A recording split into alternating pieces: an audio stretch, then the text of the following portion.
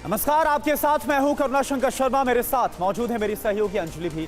और शुरुआत करते हैं और पहली बड़ी खबर का रुख करते हैं। प्रधानमंत्री मोदी का आज कश्मीर दौरा है। 370 हटने के बाद श्रीनगर का यह पहला दौरा है प्रधानमंत्री का। विकसित भारत विकसित जम्मू कश्मीर कार्यक्रम में शिरकत करेंगे प्रधानमंत्री।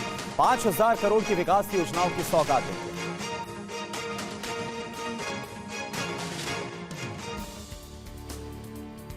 अनुच्छेद 370 के हटने के बाद पीएम मोदी आज पहली बार कश्मीर दौरे पर जा रहे हैं। पीएम यहां से केंद्र शासित प्रदेश को पीएम कई तोहफे देंगे। पीएम ने सोशल मीडिया के जरिए कहा है कि मैं विकसित भारत विकसित जम्मू कश्मीर कार्यक्रम में हिस्सा लेने के लिए 7 मार्च को श्रीनगर में रहूंगा, जहां से विभिन्न विकास कार्य भी राष्ट्र को समर्पित किए जाएंगे। कृषि अर्थव्यवस्था को बढ़ावा देने के लिए 5000 करोड़ रुपए की परियोजनाएं और पर्यटन से जुड़े विभिन्न कार्य भी राष्ट्र को समर्पित किए जाएंगे। पीएम मोदी प्रसाद योजना के तहत हजरतबल के समन्वित विकास और सोनमर्ग में स्की ड्रैग लिफ्ट का शुभारंभ करेंगे। इधर पीएम मोदी के दौरे को देखते हुए पूरी घाटी को अवैध किले में तब्दील कर दिया गया है। सुरक्षा बलों के जवान चप्पे चप्पे की निगरानी कर रहे हैं। पीएम के दौरे को देखते हुए पूरी कश्मीर घाटी में सुरक्षा के कड़े इंतजाम किए गए हैं। जम्मू और श्रीनगर नेशनल हाईवे पर हर आने जाने वाली गाड़ी की चेकिंग की जा रही है। निगरानी के लिए ड्रोन और सीसीटीवी कैमरों का इस्तेमाल किया जा रहा है। झेलम नदी और डल झील में मार्कोस कमांडो तैनात किए गए हैं। इसके अलावा घाटी के लोगों के लिए ट्रैफिक एडवाइजरी भी जारी की गई है। जहांगीर चौक से लेकर रामबाग और राजबाग से लेकर के एलडी हॉस्पिटल तुलसी बाग के बीच की ट्रैफिक सुबह 4 बजे से लेकर के शाम के 7 बजे तक सस्पेंडेड रहेगी। और इस बीच एक और बड़ी खबर। बीजेपी कोर ग्रुप की बैठक में 6 घंटे तक मंथन हुआ है। 150 उम्मीदवारों के नाम पर चर्चा हुई है। सोर्सेज ये बतला रहे हैं दूसरे लिस्ट के लिए उम्मीदवारों पर चर्चा हुई है। 10 मार्च को बीजेपी सीईसी की बैठक में मुहर लगेगी।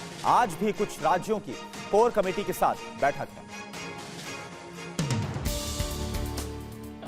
शाम 6 बजे शुरू हुई बीजेपी कोर ग्रुप की बैठक देर रात तक चली। बैठक में पार्टी के राष्ट्रीय अध्यक्ष जेपी नड्डा, केंद्रीय गृह मंत्री अमित शाह और संगठन मंत्री बीएल संतोष शामिल हुए। 8 राज्यों के कोर ग्रुप के नेता भी बैठक में शामिल हुए। बैठक में 150 नामों पर चर्चा हुई। सूत्रों के मुताबिक हरियाणा की सभी 10 सीटों पर बीजेपी अकेले चुनाव लड़ सकती है। बैठक में राजस्थान की 10 सीटों पर भी चर्चा हुई। 10 मार्च को बीजेपी की केंद्रीय चुनाव समिति की बैठक है, जिसमें उम्मीदवारों के नाम पर मोहर लग सकती है।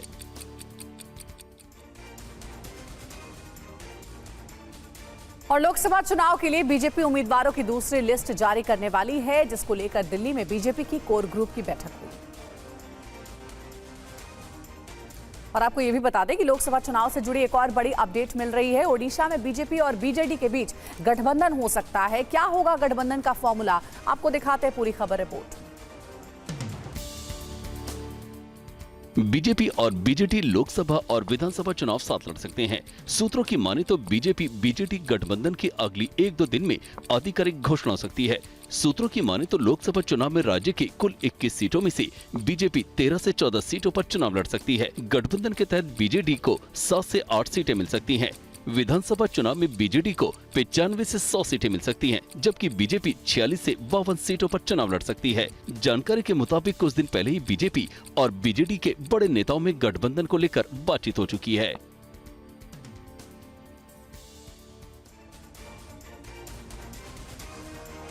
इधर लोकसभा चुनाव के लिए कांग्रेस आज उम्मीदवारों की पहली लिस्ट पर मुहर लगा सकती है। कांग्रेस की पहली लिस्ट में कितने उम्मीदवारों का नाम हो सकता है फाइनल, आपको बता दें।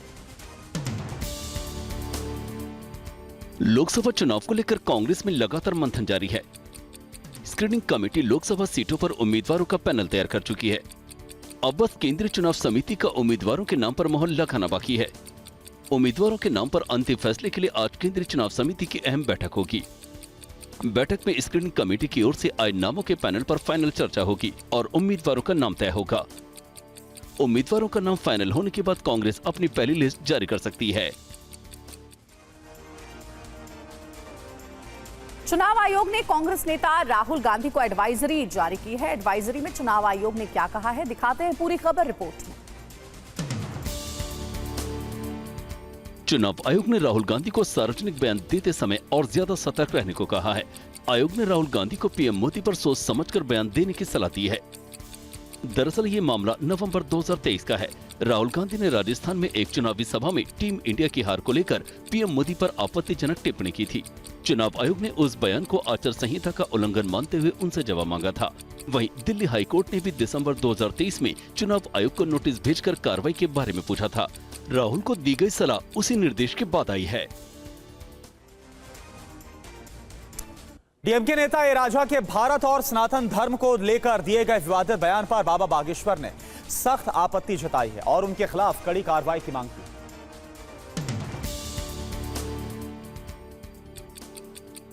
ये देश का द्रोही है, रावण के खानदान का है, इसकी इतनी मारी गई।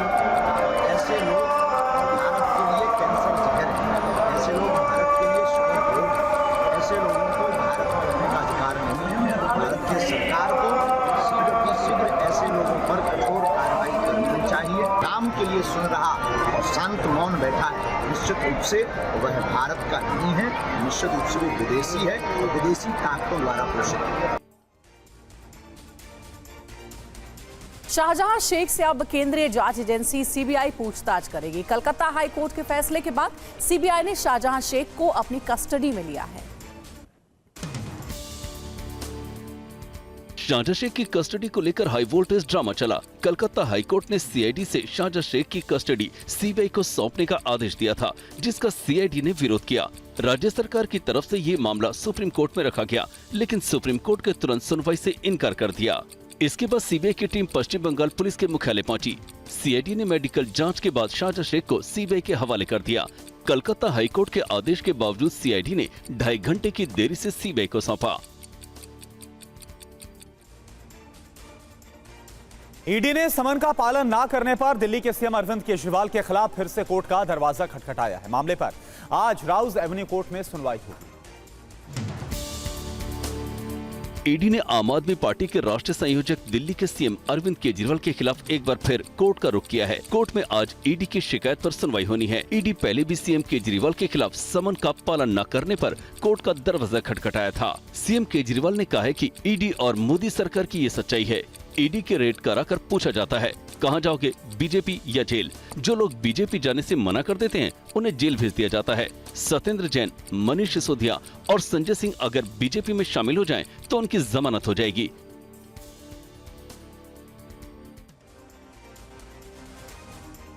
नौकरी के बदले जमीन घोटाले में पूर्व रेल मंत्री लालू यादव की मुश्किलें बढ़ सकती हैं। सीबीआई ने इस मामले में 3 और लोगों के खिलाफ सप्लीमेंट्री चार्जशीट दाखिल की है। नौकरी के बदले जमीन घोटाले में सीबीआई ने पूर्व रेल मंत्री लालू यादव के तत्कालीन निजी सचिव और 2 लोगों के खिलाफ सप्लीमेंट्री चार्जशीट दाखिल की है। ये मामला दिल्ली की अदालत में 14 मार्च को सुनवाई के लिए लिस्टेड है। सीबीआई ने जिन लोगों के खिलाफ आरोप पत्र दायर किया गया है उनमें से एक भोला यादव है, जो 2004-9 में लालू प्रसाद यादव के निजी सचिव थे। इसके अलावा सीबीआई की चार्जशीट में अशोक कुमार और बबीता कुमारी के नाम शामिल हैं। जमीन के बदले नौकरी मामले में सीबीआई के अलावा ईडी ने एक मनी लॉन्ड्रिंग मामले की एक अलग जांच शुरू की है। हरियाणा के नूह से नकल का एक वीडियो सामने आने के बाद शिक्षा मंत्री ने इस पर संज्ञान लिया। आरोपियों के खिलाफ सख्त कार्रवाई करने का आदेश दिया गया। हरियाणा में 10वीं और 12वीं की परीक्षाएं चल रही हैं। नूह के तावड़ू उपमंडल में आई इन तस्वीरों ने नकल रोकने के सरकार के दावे की पोल खोलकर रख दी। वीडियो सामने आने के बाद शिक्षा मंत्री ने इस मामले में संज्ञान लिया है। इस टाइम हरियाणा में नकल के जो केस हैं लगभग समाप्त हैं। एक स्कूल में घटना हुई है, लेकिन उस पर मजबूती के साथ उस पर निर्णय लिया है। जिला शिक्षा अधिकारी भी आरोपियों के खिलाफ सख्त कार्रवाई की बात कर रहे हैं। जांच करेंगे उसमें स्कूल की मिलीभगत है या बाहरी हस्तक्षेप था या किसी टीचर की कोई मिलीभगत है। जांच के उपरांत जो भी जरूरी कार्रवाई होगी वो की जाएगी।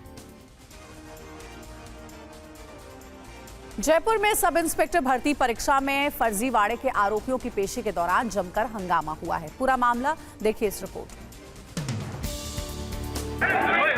राजस्थान में सब इंस्पेक्टर भर्ती 2021 की परीक्षा में नकल कर सिलेक्ट हुए 14 ट्रेनी एसआई को एसओजी ने गिरफ्तार कर कोर्ट के सामने पेश किया। सभी को कोर्ट ने 6 दिन के पुलिस रिमांड पर भेजा है। बुधवार को जब एसओजी आरोपियों को कोर्ट में लेकर पहुंची तो इस दौरान जमकर हंगामा हुआ। फर्जीवाड़े से सब इंस्पेक्टर बने कुछ आरोपियों की वकीलों ने कोर्ट परिसर के बाहर पिटाई भी कर दी। गिरफ्तार आरोपियों में 6 लड़कियां भी शामिल हैं। वकीलों ने एसओजी जिंदाबाद के नारे लगाए, मांग की कि ऐसे आरोपियों को कड़ी से कड़ी सजा मिलनी चाहिए।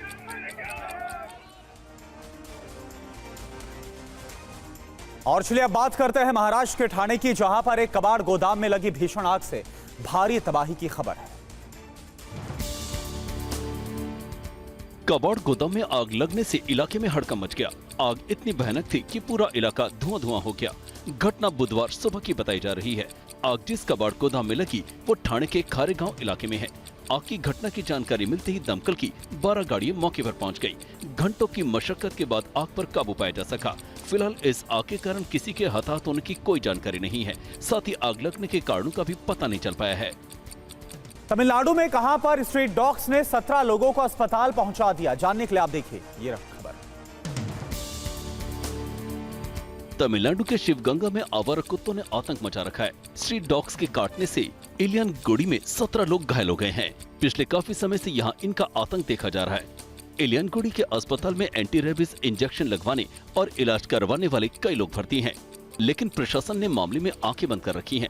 लोगों का आरोप है कि आवारा डॉग्स कई बच्चों को भी अपना शिकार बना चुके हैं। कई बार शिकायत करने के बावजूद प्रशासन ने कोई कार्रवाई नहीं की, जिसके चलते उन्हें ये खामियाजा भुगतना पड़ रहा है। गाजियाबाद में नकली दवाइयों की एक फैक्ट्री का भंडाफोड़ हुआ है। ड्रग डिपार्टमेंट ने मौके से 1 करोड़ 10 लाख की नकली दवाइयां जब्त की। यही वो फैक्ट्री है जहां नामी कंपनियों की नकली दवाइयां बनाई जाती थी। गाजियाबाद के राजेंद्र नगर इंडस्ट्रियल एरिया में मौजूद इस फैक्ट्री से 1 करोड़ रुपए से अधिक की नकली दवाइयां बरामद हुई हैं। साथ ही एक व्यक्ति को भी गिरफ्तार किया गया है। शुरुआती जांच में पता चला कि ये दवाइयां नामी गिरामी अंतर्राष्ट्रीय कंपनी के नाम से बनाई जा रही थी। यहाँ बनने वाली दवाइयां शुगर, गैस और बीपी में काम आती थी। ड्रग डिपार्टमेंट ने 14 दवाइयों के सैंपल भी लिए हैं, जिनकी जांच चल रही है। खबर नासिक से है। नासिक में एक बच्चे की बहादुरी की बदौलत एक तेंदुआ पकड़ा गया। तेंदुए ने पिछले कुछ दिनों से इलाके में दहशत फैला रखी। महाराष्ट्र में नासिक जिले के मालेगांव कस्बे में 12 साल के एक बच्चे की बहादुरी से एक तेंदुआ पकड़ा गया। तस्वीर में आप देख सकते हैं तेंदुआ एक घर में घुस गया जहां वो बच्चा मौजूद था। तेंदुए को देख बच्चा बिल्कुल भी डरा और घबराया नहीं, बल्कि समझदारी दिखाते हुए चुपचाप कमरे से बाहर निकला और कमरे का दरवाजा बाहर से बंद कर दिया। इसके बाद वन विभाग की टीम को सूचना दी गई। मौके पर पहुंची वन विभाग की टीम ने तेंदुए को ट्रैंक्विलाइज कर पकड़ लिया। जानकारी मिलने पर इलाके के लोग बच्चे की समझदारी और निडरता देखकर उसकी तारीफ करते नहीं थक रहे हैं।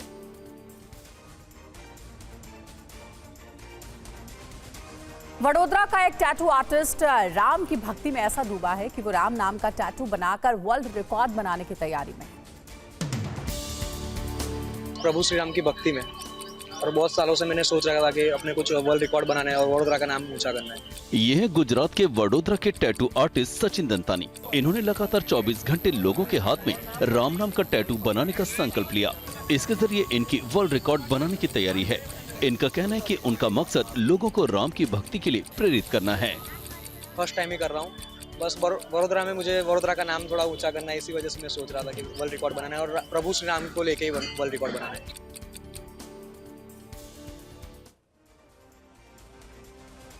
केंद्रीय गृह मंत्री अमित शाह ने मुंबई में मशहूर सिंगर आशा भोसले से मुलाकात की।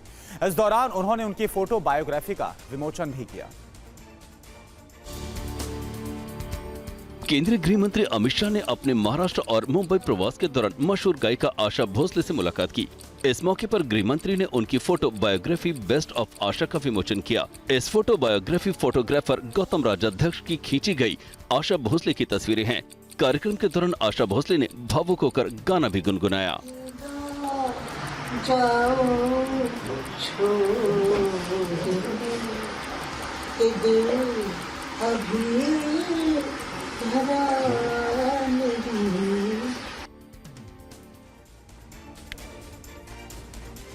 गुजरात के गणेश बरैया ने कम लंबाई कैसे ऊंची उड़ान भरी है कम लंबाई होने के बावजूद। आपको दिखाते हैं ये पूरी रिपोर्ट।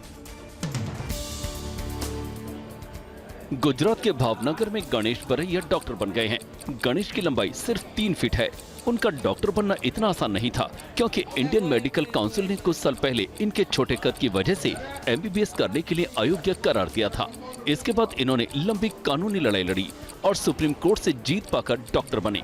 फिलहाल गणेश MBBS की पढ़ाई पूरी कर इन दिनों भावनगर के सर टी जनरल अस्पताल में इंटर्नशिप कर रहे हैं। जब मैं पेशेंट को देखने जाता हूँ, तो जब पहली बार पेशेंट मुझे देखते हैं तो बहुत खुश होते हैं। और दिल्ली NCR लोगों के लिए एक अच्छी खबर है, क्योंकि दिल्ली NCR वासियों को तोहफा मिला है। CNG के दाम घट गए।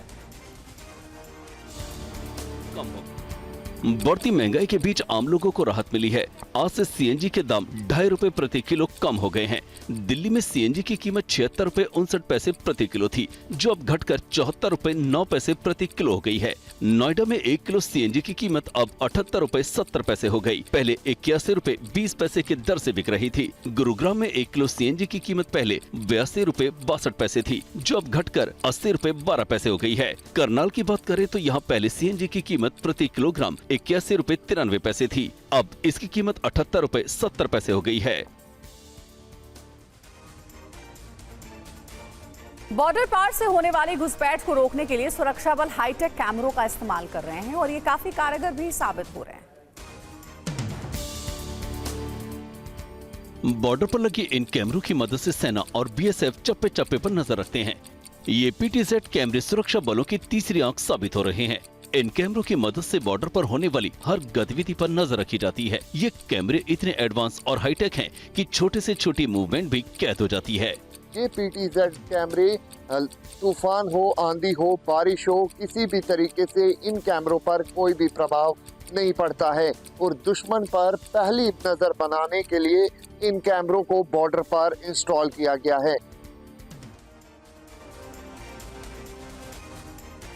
टूरिस्ट वीजा पर रूस घूमने गए युवकों को धोखे से सेना में शामिल करके यूक्रेन के खिलाफ युद्ध में उतारे जाने के मामले में पीड़ित युवकों और उनके परिवार वालों से केंद्र सरकार से मदद की गुहार लगाई गई है। टूरिस्ट वीजा पर रूस घूमने गए युवकों का आरोप है उन्हें बेलारूस ले जाकर धोखे से सेना में शामिल किया गया और अब यूक्रेन के खिलाफ जंग लड़ने को कहा जा रहा है। पीड़ित युवकों ने सोशल मीडिया के जरिए केंद्र सरकार से मदद मांगी है। 1 या 2 दिन के अंदर हमें भी कह रहे हैं कि आपको फ्रंट लाइन में डालेंगे और आप सबको युद्ध लड़ना पड़ेगा। हम बिल्कुल भी युद्ध के लिए नहीं तैयार हैं। हमें किसी को भी अच्छे से बंदूक भी नहीं पकड़नी आती और ये हमें फ्रंट लाइन पर डालना चाहते हैं। पीड़ित युवक के परिजनों के मुताबिक उनसे भारतीय दूतावास की ओर से मामले पर जानकारी मांगी गई और उनके बेटे को जल्द से जल्द भारत लाने का आश्वासन दिया गया है। और ब्रिटेन ने एक ऐसी ऑटोनॉमस बोट का परीक्षण किया है जो पूरी तरह से हाईटेक सुविधाओं से लैस है। यूनाइटेड किंगडम ने एक ऐसी ऑटोनॉमस बोट का आविष्कार किया है जो 70 मील प्रति घंटे की रफ्तार से पहुंचने और खुद को चलाने में सक्षम है। ये नाव ब्रिटेन के पोर्ट्समाउथ हार्बर से तेजी से यात्रा करती है, क्रू उतर जाता है और फिर इस ऑटोनॉमस बोट का नियंत्रण अपने कंप्यूटर को सौंप देता है। ऑटोनॉमस बोट निर्माताओं का कहना है कि हमने इस बोट पर कई प्रकार के सेंसर लगाए हैं। इस नाव में रडार के साथ कम्युनिकेशन एंटीना भी है जो हमें स्थानीय नियंत्रण से जोड़े रखता है। ये high tech autonomous boat English channel पर पुलिस की मदद कर सकती है।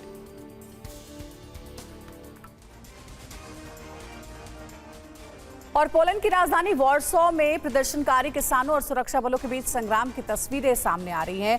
प्रदर्शनकारी यूरोपीय संघ की नीतियों के विरोध में प्रदर्शन कर रहे हैं। पोलैंड में यूरोपीय संघ की नीतियों और यूक्रेन से खाद्य आयात को लेकर नाराज किसानों का प्रदर्शन जारी है। प्रदर्शनकारियों का कहना है कि इससे उनकी आजीविका को खतरा है। किसान पोलैंड की संसद की ओर मार्च करने के लिए आगे बढ़ रहे थे, तभी उन्हें रोकने की कोशिश कर रहे सुरक्षा बलों के साथ उनकी हिंसक झड़प हुई। किसानों को आगे बढ़ने से रोकने के लिए पुलिस ने आंसू गैस के गोले प्रयोग किए। पुलिस ने पथराव और हिंसा के आरोप में कई प्रदर्शनकारी किसानों को गिरफ्तार किया। पिछले कुछ महीनों से यूरोपीय देशों में पॉलिसी को लेकर किसानों का विरोध प्रदर्शन चल रहा है।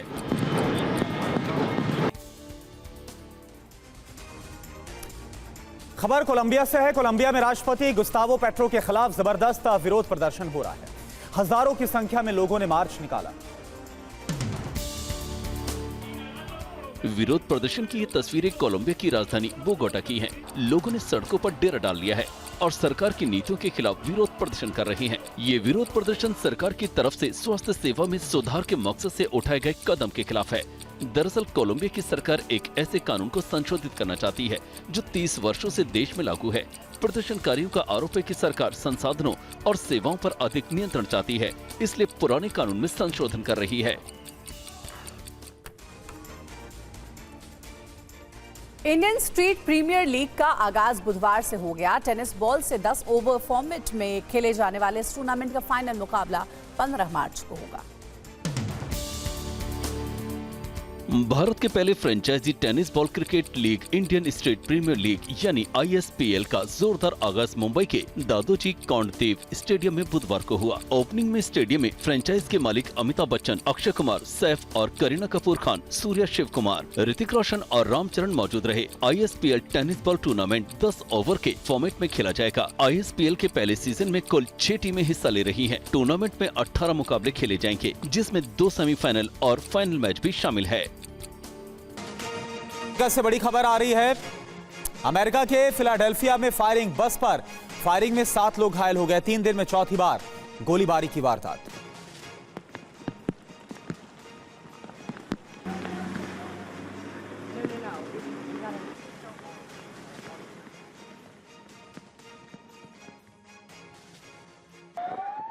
हिमाचल के कुल्लू में पैराग्लाइडिंग के दौरान बड़ा हादसा होने से बच गया। दरअसल ढालपुर में तेज तूफान के बाद पैराग्लाइडर अपना संतुलन खो बैठा और पेड़ पर फंस गया। हालांकि सभी पैराग्लाइडर्स को रेस्क्यू किया गया। 1 से ज्यादा यहां पर पैराग्लाइडर्स थे जिनका बैलेंस बिगड़ा और वो पेड़ पे जाकर फंस गए। इसके बाद कैसे रेस्क्यू किया गया, तस्वीर आप देखिए। हिमाचल के कुल्लू की तस्वीर।